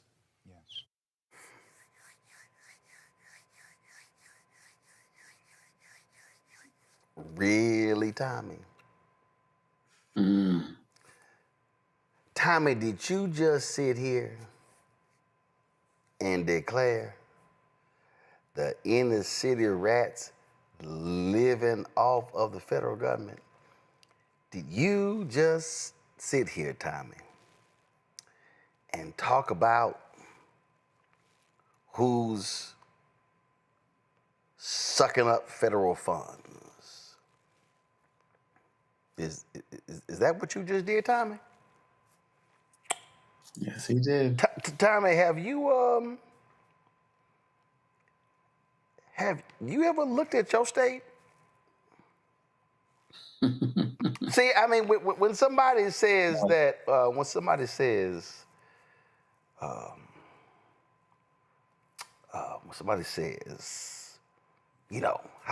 you taking money, and what you doing, you might want to grab a mirror, Tommy. Do y'all know that one of the most, I'm gonna use Tommy's language, rat-infested states in America is Alabama? Anthony, go to my iPad. Federal transfers to Alabama governments. Now, y'all, this is 2017 to 2022. Will you look at that? You see 2017, slightly higher in 2018, higher in 2019, higher in 2020, higher in 2021, higher in 2022. Wow! Tommy! Your own state sucks up so much federal money. This here, y'all, is from March 10th, 2025, from the Alabama Policy Institute. Headline, Alabama must limit dependence on the federal government. So when you go through this breakdown here, Alabama is consistently ranked as one of the most federally dependent states in the nation. Rats, rural rats. According to data from usaspending.gov, Alabama received over $66 billion in federal funding last year. This includes over $36 billion in direct payments to Alabamians, $17.3 billion in contracts awarded within the state, and nearly $13 billion in grant awards to state agencies. In 2024 alone, grant awards accounted for nearly 32% of all of Alabama's state government revenues. The Alabama Medicaid Agency received more than $6.4 billion from the federal government, with the State Department of Transportation and Department of Education each receiving more than $1.2 billion in federal grants. One problem with being so heavily reliant on the federal government is that state funding may shift. State funding may shift based on the priorities of one presidential administration to another. Moreover, though, there's a perception that federal dollars are free money. They are not. Each dollar that the federal government sends back to state and local governments in the form of direct payments, grants, etc., represent taxpayer dollars that hard-working Alabamians have paid to the Treasury. Federal money also always comes with strings attached. There are several recent examples of this. Tommy, your broke-ass state desperately needs federal money.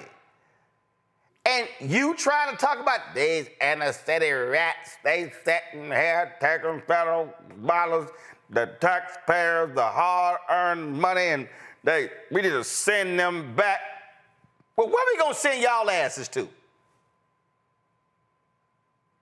Tell me, Tommy. Where we gonna send all them broke-ass white people in Alabama who are mooching off the federal government, Tommy? See, y'all, this is the hypocrisy. Do y'all now understand why I keep saying that Democrats should have the courage to go to the brokest, sickest, whitest, reddest states in America and go there and tell them, y'all are the brokest, sickest, whitest, reddest people in the country, and literally read stuff like this to them? Because see, y'all, here's the problem. Tommy Tuberville, who don't even live in Alabama, his ass live in Florida, that's another story. See, when they recite this stuff, that's right, Tommy, you tell them. You tell them, Tommy. Tommy, you right. All them rats, they sitting here living off our hard-earned dollars. They out there, we busting our butts to pay our taxes, and them inner city rats, them inner city meaning brown, them inner city meaning black, them inner city rats, all they do is take our money. Nope. It's the broke-ass white people in Alabama, in Mississippi, and Tennessee, and Arkansas, and South Carolina, and West Virginia who've been sucking up federal dollars. But they never seem to call them rats. Do you not hear the coded language in this Omekongo? I mean, that's why my next book is actually going to be called Trigger Words. And it looks at how these leaders and so-called leaders use language to sow division and keep people at each other, chomping at each other's bits because of this coded language. I hadn't heard this video. And so I thought when it started playing that the only trigger word that you were talking about was going to be inner city. But then he went straight to rats and mentioned it multiple times. And he also gave us something here that the blueprint that this goes to what I was saying in the last segment. The blueprint that they are using is like we're using our own streaming networks, our own podcasts, our own quote fake news networks like Fox to get the message out. And so he said Tom Homan is running our inner city program. And that's what all of those guys in rural America are going to be hearing. All of those guys in red states are going to be hearing. They're not going to be hearing the facts that you just laid out or the fact that states like California and New York basically carry states like Alabama and Mississippi. And they're not going to hear any of that. And this is one of the reasons why in this ugly bill, they're looking at having carve-outs for rural hospitals that are going to close without this particular type of assistance. But those folks out in rural America aren't hearing that as well. The arrogance of this man who built this whole career off of Black players from the inner city to be able to get out there and basically call people in those communities rats, to use these words to help, these trigger words to help build up his own persona and this ugly bill. This should tell everybody everything, but too many people who don't watch people like Tuberville don't know that this language is being put out there so blatantly and so arrogantly and so racistly. And so I'm so glad that you put it out there for us to see, because they've taken everything off. Following Stephen Miller's lead, following Trump's lead, they feel like they can be as racist and ignorant as what they want to be and use as much coded and triggered language as possible. It's all lies, but they feel like it's working to help them with their base, who's about to find out. You got to be a pretty damn arrogant fool, Larry, to whine about folks spending federal money when your state is the 6th most sucking up state in America. Well, Roland, it goes to my point earlier when I used the Wizard of Oz as an example. You know, listen, they have created a ecosystem in which they use, racist stereotypes that have existed for years, and constantly feed people imagery, wording to reinforce these ideas that their parents, grandparents, and now many of these voters believe that they're being robbed of something. But what we're being robbed of is our humanity. That's what's really happening here. And listen, the words he used are not surprising. Because this is the same language that's been used for centuries, particularly when it comes to people of African descent, to dehumanize us. And so when you connect that with the dramatic cut in federal funding, grants, empowering ICE, and we're seeing increasingly in minoritized communities, individuals going to the minoritized community. And now we know Tuberville is running for governor. So he shifted from senator to governor, even though he's not qualified for either. And like you say, he's more of a Florida resident than he's an Alabama resident. But once again, when you have when you got a certain background, those things are ignored. And he can use language like that and not be called out by it. I haven't seen I don't know if any local papers in the state of Alabama have called him out for the explicitly racist language we use. And obviously we're talking about on this platform, but I heard about it before you talked about it. But this should be a national story. But Tuberville doesn't care because he thinks that there's not a price to pay. And I think that's what's really important here. In Alabama has a large Black population, but even with that said, he doesn't think there's a political price to pay, even though he wants to continue he has political aspirations. So the question really is why is Tuberville, people like Tuberville, able to get away with making things like that? What does it mean for America? And also to your point about how Alabama and some other states or Mississippi are far more dependent on the federal government. They take more than they give. What does it mean when this reconciliation bill passes and they find out over the next 2 to 3 years that they don't have the funding that they needed in a lot of programs, universities, et cetera, pay the price? Well, it's just hilarious to me listening to these fools, how shameful, despicable they are, how they're sitting here talking about federal spending, deficits, who's spending money, when it's these white conservatives who are just sucking up federal money. And they about to learn. If this bill passes, you are about to see some MAGA tears. They're gonna be crying more than all them Latinos, Cubans, Venezuelans who voted for Trump, and now their husbands and wives and cousins and friends are getting deported. This is not what we voted for. Yes, it is. Yeah, what happened was they just thought other people were going to be hurt. Okay, they didn't care. It's all about the cruelty, but they thought the cruelty was going to be against somebody else. Okay, so what we have to understand is that that's very racist, loaded wording that Tommy Tuberville used, because rats are varmints, and rats and vermins are pests that are undesirable. Okay, they produce rapidly, they damage property, They carry diseases, things of this nature. So now he's all the same stuff Trump said about undocumented folk coming in America. Yep. So now what he's saying is he says Tom Homan, who also wrote part of Project 2025 and is Trump's border czar, he's saying now Tom Homan can go into these inner cities, round these people up, etc., lock them up. Okay. This is the playbook.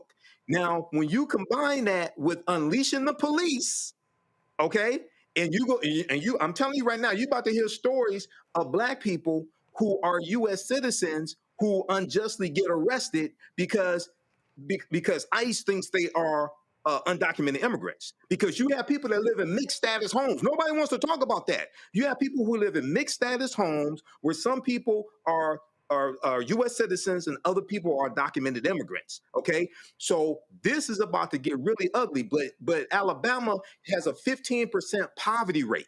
Okay, and yes, you are correct. They take more in federal funding than they actually contribute in federal taxes, as do a lot of these former Confederate states. Okay, so things are about to get really, really ugly in this country, especially for MAGA, especially for Trump supporters. Hashtag, we tried to tell you. Well, folks are going to learn.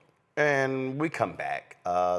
Isn't it amazing how these people talk about how we should be changing the rules? Man, if you really want to follow rules, we should be deporting all of Donald Trump's children. Well, except one, the one he don't like, Tiffany. Because her mama and daddy are from here. All right, y'all, we're going to tell you about that when we come back. Support the work that we do. Join our Bring the Funk fan club. Listen, we went out there today. We had 12, we have 12 folks working today covering the Moral Mondays. Folks, that stuff is real. Those are real costs. And so when you support this show with your contributions, you are paying for things along those lines. And so it's critically important because it's not like we're getting resources from millionaires and billionaires. Elon ain't sending no checks here. Oprah ain't sending no checks here. These advertising agencies, they ain't sending no, Jeff Bezos ain't cutting no checks. And so we're making it happen, and your support is crucial to us continuing to do the work that we do. So the goal is to get 20,000 of our fans contributing on average $50 each a year, $4.19 a month, 13 cents a day to support this show and the additional shows right here on the Black Star Network. If you want to use Cash App, please do so. Use this as a Stripe QR code. Go right here. If you want to support us with checks and money order, make them payable to Roland Martin Unfiltered. Send them to P.O. Box 57196, Washington, D.C. 2003 7-0196. PayPal is R Martin Unfiltered. Venmo RM Unfiltered. Zelle Roland at RolandSMartin.com. Roland at RolandMartinUnfiltered.com. Back in a moment. Hi, I'm Dr. Jackie of A Balanced Life. Think about the men in your life and ask yourself these questions. Who are their male role models? Who can they turn to for advice to learn about what manhood is all about? On our next show, we talk about why male mentoring is so important to men of all ages. Actor Dondre Whitfield leads an all-star cast and panel to answer these and many other probing questions. A woman can't teach you how to be something that she's not. That's on the next A Balanced Life with Dr. Jackie on Black Star Network. This week on the other side of change. Mass incarceration, Trump administration is doubling down on criminalization and how it is profitable. And there's something really, really perverse about saying that we need to put people in cages in order for other people to have jobs. Like, that is not how our economy should be built. Only on the other side of change on the Black Star Network. Next on the Black Table with me, Greg Carr. A very different take on Juneteenth with the one and only Dr. Sunyata Ahmed. We'll explore the amazing foods, remedies, and rituals that are a part of our history and the Juneteenth holiday. So it's our responsibility to return the healthier version to our folks instead of just the red liqueurs marketed to us, the red sodas and the other things. I mean, why does the Kool-Aid man have to sound like Louis Armstrong? He's like, oh yeah! Oh, yeah, right. An enlightening and tasty hour of the Black Table, only on the Black Star Network. On The next Get Wealthy with me, Deborah Owens, America's Wealth Coach, less than 5% of the top executive positions in corporate America are held by women of color. We know it's not because of talent. A recent study says that it's microaggressions, unconscious bias, and limited opportunities being offered to women of color. On our next show, we're going to get incredible advice from Francine Parham, who's recently written a book sharing exactly what you need to do to make it up into the management ranks and get the earnings that you deserve. I made a point to sit down and I made a point to talk to people. And I made a point to be very purposeful and thought-provoking when I spoke to them. That's right here on Get Wealthy, only on Black Star Network. Hey, what's up? Geek Tony in the place to be. Got Kicked Out Your Mama's University, creator and executive producer of Fat Tuesdays, an air hip-hop comedy. But right now, I'm rolling with Roland Martin, unfiltered, uncut, unplugged, and undamn believable. You hear me?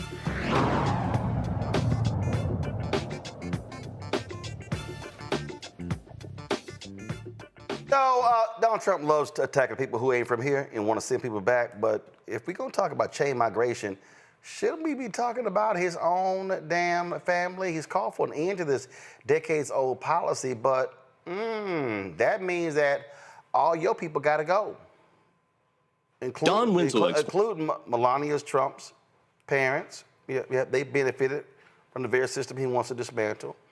So author Don Winslow put together this wonderful video that lays it bare.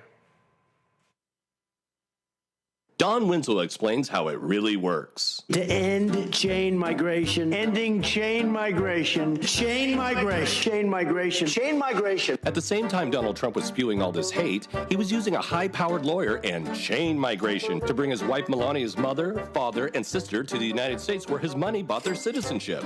Citizenship was just awarded to Victor Amaya Canals. Here's how it works. At the same time plagiarizing plastic First Lady Melania Trump had kids pulled from their cages for this staged photo op, her family was living lavishly in the United States under permanent resident status. But that's mainly just for rich white people. If you're Mexican, you don't get to live in a fancy New York apartment while you wait. Donald Trump makes you wait in a cage. The world's most successful liar couldn't have his future wife be in the United States illegally, so he spent the big bucks to get Melania an Einstein visa. Don't you think in any way that it's hypocritical that his wife got to stay in the country with an EB-1 visa, the so-called Einstein visa? Not at all, Stephen. I know physics. Now, the EB-1 is reserved for immigrants with extraordinary ability. And when you think of extraordinary ability, you don't exactly think of Melania. But Trump didn't care. He just wanted it done. Meet Michael Wilds, the high-powered lawyer who helped secure U.S. citizenship for Melania Trump and her parents Victor and Amaya Knott, and a green card for her sister Ines. See, when Melania became a citizen in 2006, it gave her the right to sponsor her parents and sisters, hence the name chain migration. Trump destroyed families and sold a closed border policy to his base while using chain migration to bring in his own family. At the same time the Department of Homeland Security were ripping children from their mother's arms and locking them in cages, Melania's family was walking out of court with a personal security escort of Department of Homeland Security officers. Note the patches on the uniform. Donald Trump has one policy for white people and another for brown. I met with the Border Patrol agents and they're doing a great job. Okay, stop the music. There are still thousands of children locked up in Trump's border prisons. There are children that have not seen their parents in years.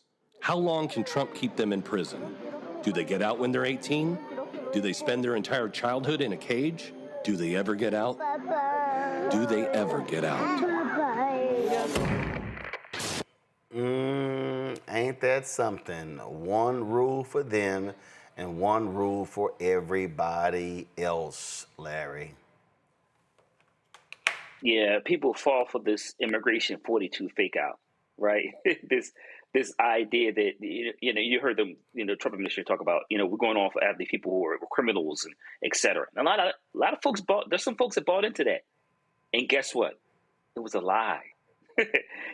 This what you just showed in the last few minutes highlights how rich people who are primarily white benefit from using immigration to make sure they take care of their own people In the meantime, if you once again, my colleague highlighted some people in these families with mixed, backgrounds as it relates to your immigration status.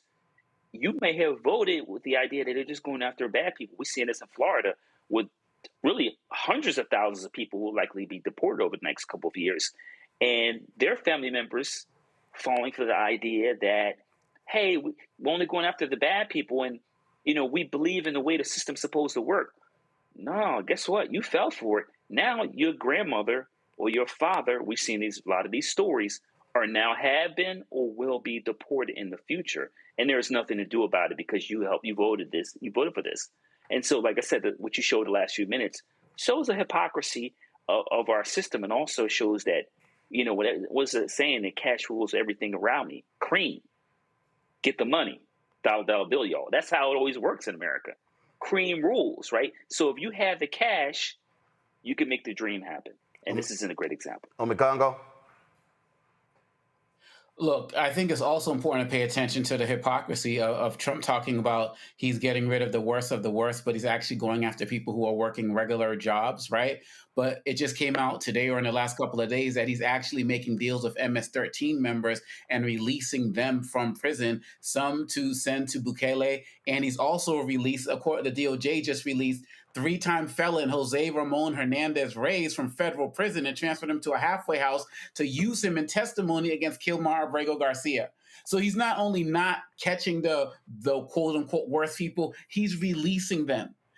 So everything he's doing, from the people who have the least influence to the people at the higher levels with the Melania Trumps of the world, it's all hypocrisy. It's all a ruse. And people just don't care, white folks in these rural areas, because he's giving them the red meat that they need, which is the deporting and the grabbing up of brown and black people, now coming for Haitians as well, on the streets. And they got their popcorn out and they're being entertained by that. They're not seeing how he's doing exactly what LBJ said, giving them someone to look down on so they empty their pockets, and their pockets as their love and their influence for this man. It's a complete ruse, a complete hustle, and they are at one point are going to realize that they're being hustled. But right now, he's winning with them, and that's all that matters with him. Michael. Yeah, Congo is absolutely correct. New York Times has the story from the day. Trump's task force seeks to drop some MS-13 cases while pursuing Abrego Garcia.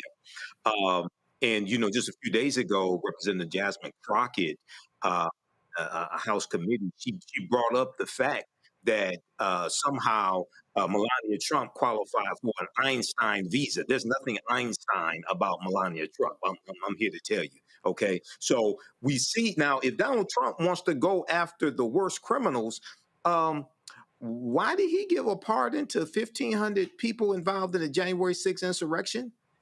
Hundreds of them have been convicted or pled guilty. Many of them have felonies, but he said he wants to go after the worst people. But you have people who stormed the Capitol and assaulted over 140 police officers, and you gave them a pardon. Okay, so now this is how corrupt this administration is. This is how evil and corrupt Donald Trump is. So this is why we have to fight this. This is why elections have consequences.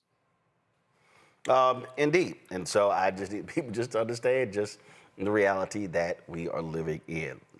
All right, y'all, quick break. We come back. Fit, Live, Win. Back in a moment.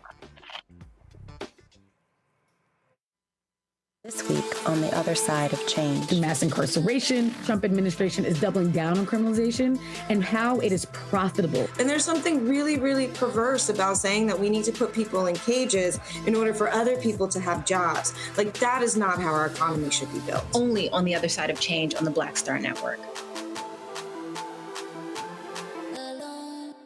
What's up? It's Sammy Roman. Hey, it's John Murray, the executive producer of the new Sherry Shepherd Talk Show. It's me, Sherry Shepherd, and you know what you're watching, Roland Martin Unfiltered.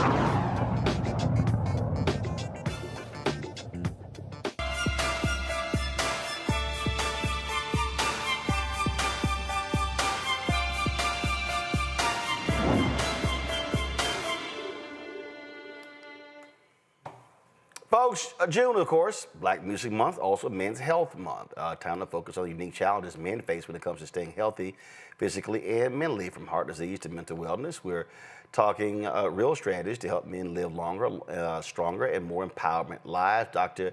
Atalia Brown is a board-certified emergency physician, also the force behind Trap Medicine, a game-changing program bringing health and healing to barbershops in our community. Dr. Brown joins us right now. Doc, glad to have you here. So explain Trap.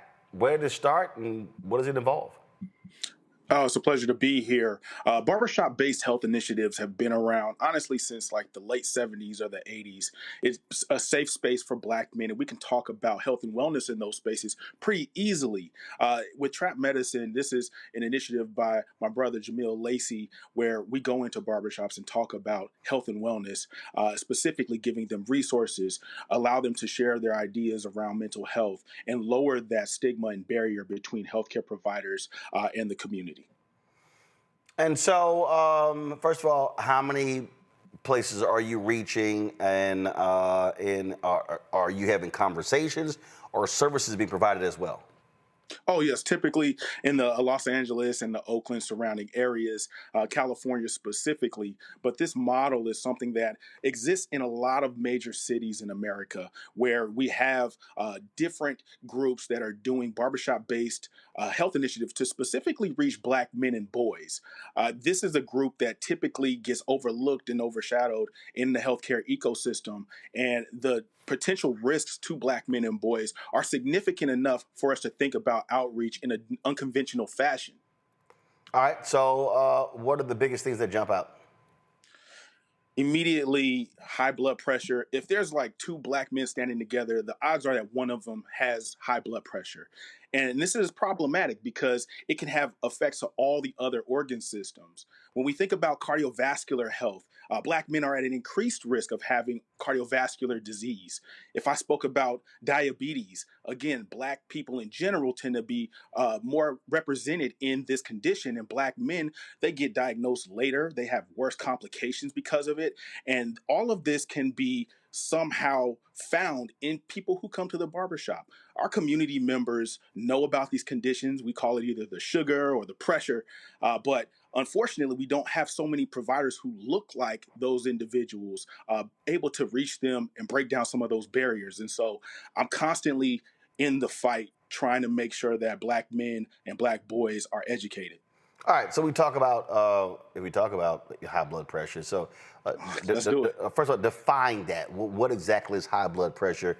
What number should we be looking at? What range should we be in? So there's one number. Let's say it's 110/65. What is that first number? What is the second number? And what range should we be talking about? Yeah, so that you're really actually on point with that. The top number we want to be somewhere around 110, no more than 120, and that's the pressure that it takes to push blood around the body. That bottom number, 65, 70, no more than 80, is the amount of pressure that your body's like essentially fighting against to get the heart filled back up with blood. And the reason why this is important is really high blood pressure. That top number means that blood pressure is skyrocketing into very small vessels, like the ones that give blood supply to the brain. It can lead to strokes. It can lead to heart attacks when those same blood vessels feel like they're pushing plaques and they're blocking vessels that give blood supply to the heart. I just constantly tell brothers, first you have to know your numbers, right? You have to sit down at a pharmacy, a local pharmacy or a convenience store and sit in that machine and see what the numbers are. Give yourself a little bit of grace, because I think that sometimes we get anxious right when we're getting that blood pressure taken, and it might shoot up a little bit. But if it's consistently elevated, like 150s, 160s, this is problematic. And you might need to see a provider to be on medications or consider lifestyle changes, things like active lifestyle, like exercising 3 to 4 times a week for 30 minutes each time, changing your diet. I love fried foods. I had catfish last night. We can't always do these things, and we have to kind of modify the way that we eat. Those habits can lower those numbers as well. Oh, absolutely. And what's crazy to me is, and I've never understood this here. It is amazing to me, and I've been in places. I remember I was at a bank once, Friendship West Baptist Church in Dallas, and they were offering free blood pressure checks, and folks like, nah, I'm good, I'm busy. And I remember when I was at the church, I used to harangue people. I was like, yo, get over here and do this. And like, I'm always getting checks because my average is 110/65. And to your point about, your number, so I remember one time I had a sinus infection, and it was like 130. And it was like, hold up, what the hell? No, y'all run that shit back. And it was one of the nurses from Baylor College of Medicine, and that was one of the reasons. And so again, when you are consistently getting your number checked, then if it's 122, 128, I mean, again, probably the highest mine has ever been is about 130, 132 because of that sinus infection that I had. But that's why that's just huge. And so if all of a sudden, if you know what your number is, and then something crazy, you like, hey, hold up, let's run that back, because sometimes the cuff is all kind of different reasons. But it's but it's crazy to me, and I've stood there and people will run from it, and I never forget. It was one Sunday. It was a mother. I think she had 2 or 3 kids. And I was just haranguing them. And so they stopped, and the young boy, they literally said, take him to the emergency room right now. It was his number. I was sitting right there. His number was crazy high. Eyes were red. And she's like, well, I'm going to go. I said, no, boo. You need to go to the emergency room right now so they can figure out, why is your son, and this kid wasn't even 10, 12 years old, and that blood pressure number was crazy high. And the people in the nurses ministry, they're actual nurses at the Baylor College of Medicine at Friendship West Baptist Church. So if you go in the hospital, you're going to see them too. Facts. Now, this is a common story, all too common story, unfortunately, where in any type of like community setting, you do a blood pressure checks and you notice someone has like a 220 over 100 blood pressure. And you say to yourself, this could be an actual crisis. And this actually serves as a point for us to intervene effectively. And I honestly, I get really worried when I see people and they look completely normal and their blood pressure is sky high. You're like, wait, that means you've been living like this for maybe 6 to 8 months to 2-3 years. And what does that say for your kidneys? What does that say for those small vessels in your fingers and your toes where you start to feel numb in the middle of the night? Like, all of these different things are related. And so I'm always on the hunt to tell people, like, we just got to know the number, just like you got to know your credit score, just like you have to understand how much money's in your bank account. This is a part of the basic hygiene of your life and your wellness. And so we should know those numbers like the back of our hand. Folks, we go to my panel for questions. Today we got 3 brothers here, so let's go right to them. Congo, you first. Let's do it. Thank you so much for your work, Dr. Brown. My question is, so much attention was paid to Black men and in the election, who they were going to vote for, blah, blah, blah. Indeed. After the election, not so much. In the work that you're doing, are you seeing any mental health consequences of what's going on post-Trump, all the things that are talking about the trade and the tariffs? Are these conversations Black men are having in these spaces, and do you see it affecting their health? That's an excellent question. I think that you're right on both points. The first one being that first of all, mental health within the Black community, we treat it like, grandmother's couch. You're just supposed to see it. You're not really supposed to like approach it or sit down on it or touch it. It's this thing that we don't really understand well. And so we've done significant work in destigmatizing mental health and making sure that we own the fact that mental wellness is a part of our physical wellness, is a part of our future in general. And so with Black men learning how to work through their feelings, their emotions, the traumas that they experience, absolutely in the fallout of the election, Black men have had increased reports of anxiety, increased concerns, fear, depression, grief, like all of these different emotions. And in spaces that are safe, like barbershops, they're able to navigate these. Now, where I draw the line is sometimes you actually need professional help. You need to have a therapist. You need to have a spiritual counselor, a friend somebody who you can help navigate these and that gives you tools to truly understand the underpinnings of these emotions. And if you need to be on medication or some type of therapy or a regimen, having a discussion about that with someone who's skilled enough to navigate that with you. But to be 100% honest, I think that there's clearly going to be more like an increase in these emotions and reports, because as men are being more comfortable with sharing, they're also experiencing these traumas at a greater degree. Larry. Yeah, Dr. Brown, thank you for all your work. And you talked about one of the things I want to talk about is relating to black men. Roland says it's great to have four black men on the panel. Collectively, let's talk about diseases, destigmatizing certain diseases for black men that disproportionately impact black men, like prostate cancer.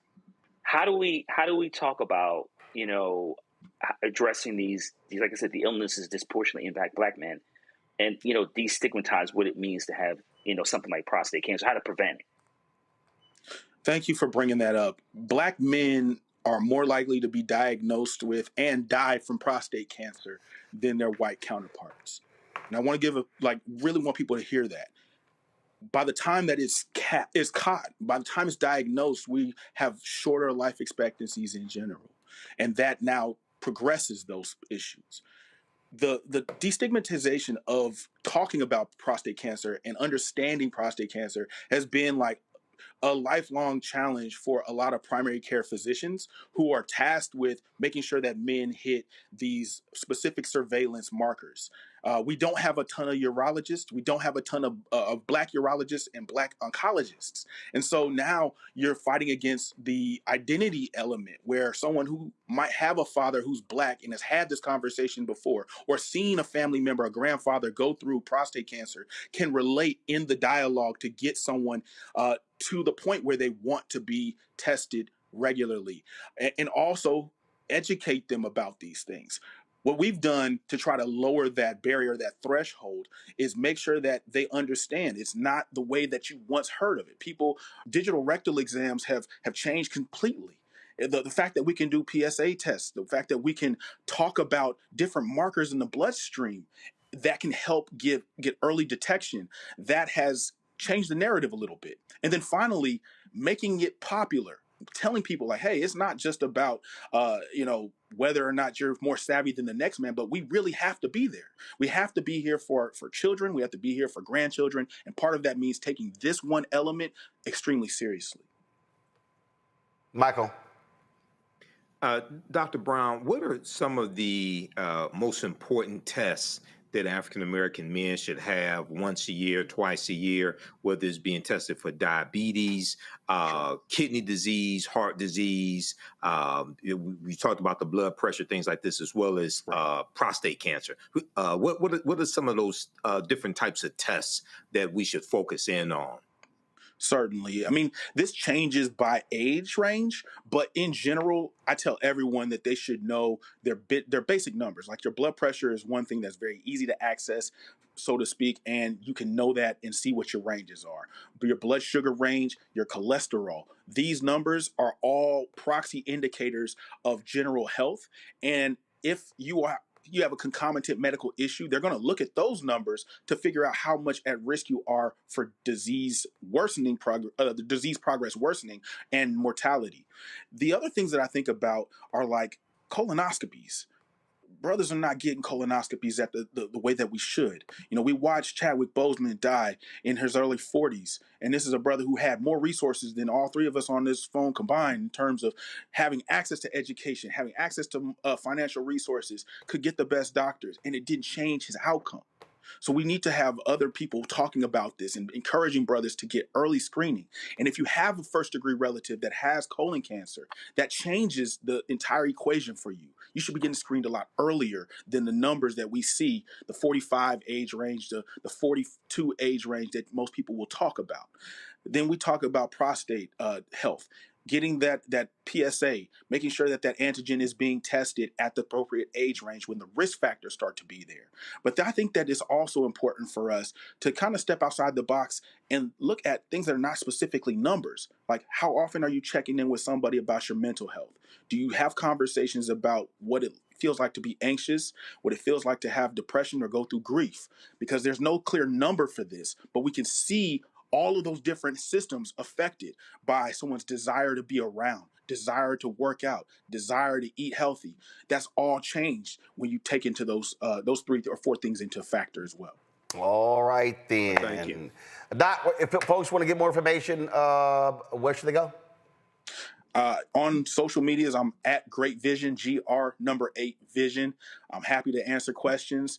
And again, thank you all so much for having me. Brother, you know what it is. Alpha Phi Alpha all day. All day, every day. Larry understands that. Poor little Michael, he doesn't. I had to let him know. Hey, we got doctors too.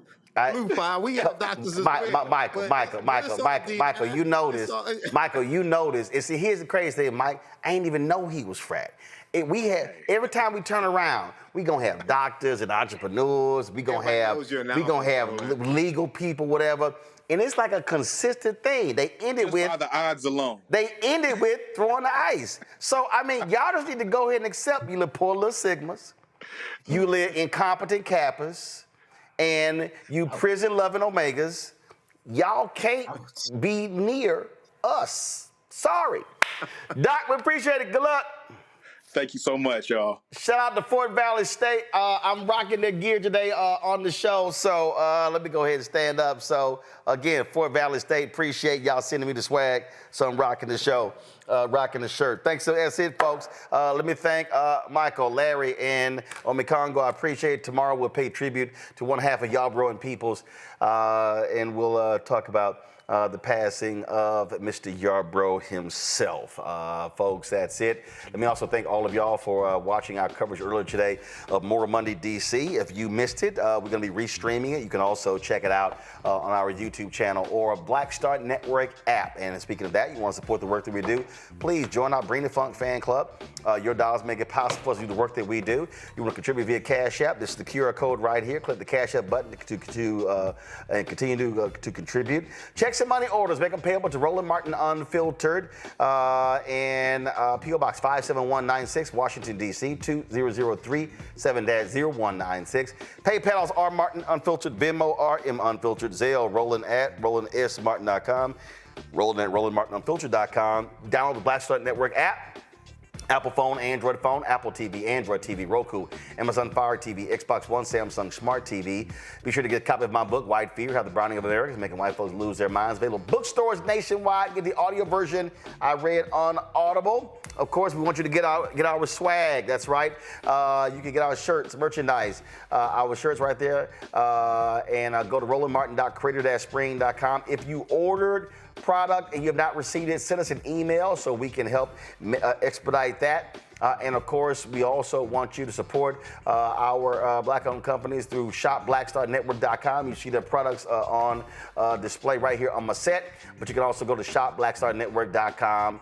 Also, we want you to download the app Fanbase. And if you want to support them in their Series A fundraise, you can go there to go to starengine.com/fanbase.